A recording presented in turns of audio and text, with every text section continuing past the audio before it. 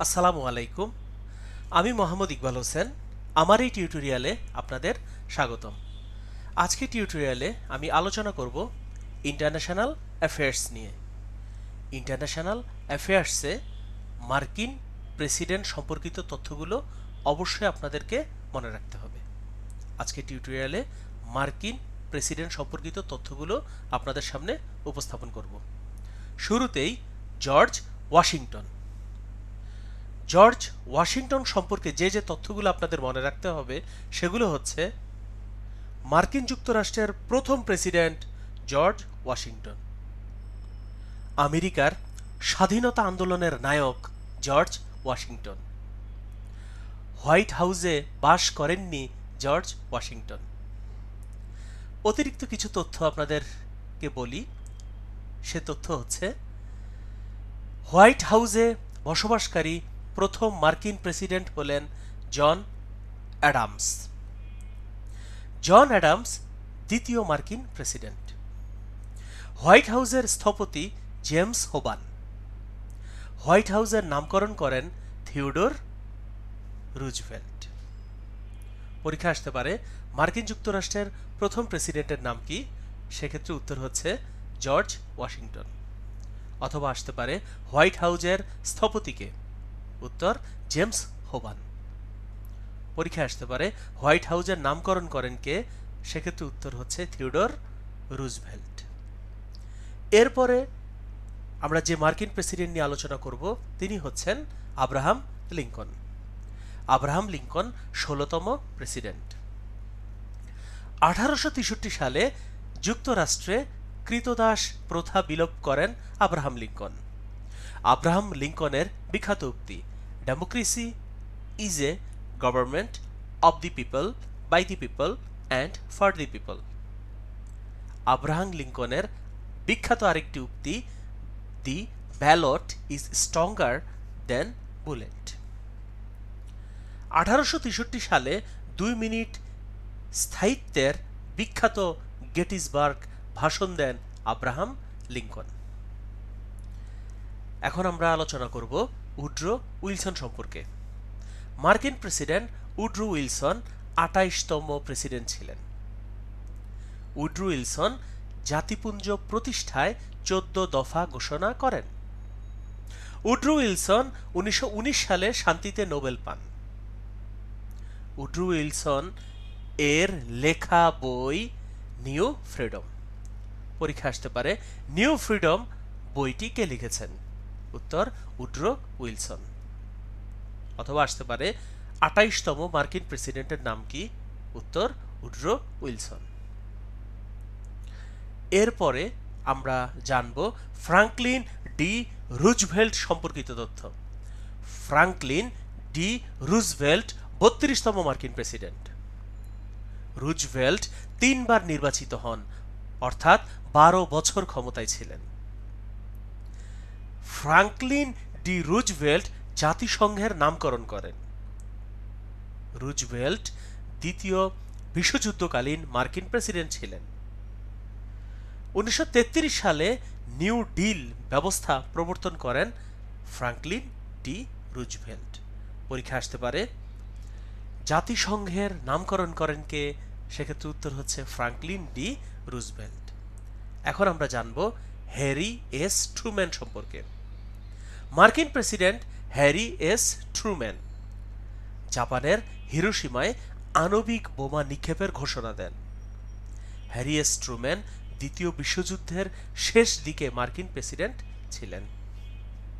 আবার বলছি, Harry S Truman জাপানের হিরোশিমায় আণবিক বোমা নিক্ষেপের ঘোষণা দেন। দ্বিতীয় বিশ্বযুদ্ধের শেষ দিকে মার্কিন প্রেসিডেন্ট ছিলেন হ্যারি এস ট্রুম্যান। এরপর আমরা যাকে নিয়ে পড়ব তিনি হচ্ছেন জন এফ কেনেডি। ১৯৬২ সালে কিউবার ক্ষেপণাস্ত্র সংকটকালীন মার্কিন প্রেসিডেন্ট ছিলেন John F Kennedy. John F কেনেডির বিখ্যাত উক্তি, let us not negotiate out of fear, but let us not fear to negotiate. আবার বলছি, জন এফ কেনেডির বিখ্যাত উক্তি, let us not negotiate out of fear, but let us not fear to negotiate. পরীক্ষা আসতে পারে উক্তিটি কার, সেক্ষেত্রে আপনি দাগাবেন জন এফ কেনেডি। এখন আমরা যে প্রেসিডেন্ট সম্পর্কে জানব তিনি হচ্ছেন রিচার্ড নিক্সন। বাংলাদেশের মুক্তিযুদ্ধের সময় মার্কিন প্রেসিডেন্ট ছিলেন রিচার্ড নিক্সন। রিচার্ড নিক্সন 37তম মার্কিন প্রেসিডেন্ট। রিচার্ড নিক্সন ওয়াটারগেট কেলেঙ্কারির সাথে জড়িত। পরীক্ষা আসতে পারে ওয়াটারগেট কেলেঙ্কারি কত সালে হয়েছিল, সেক্ষেত্রে উত্তর 1972।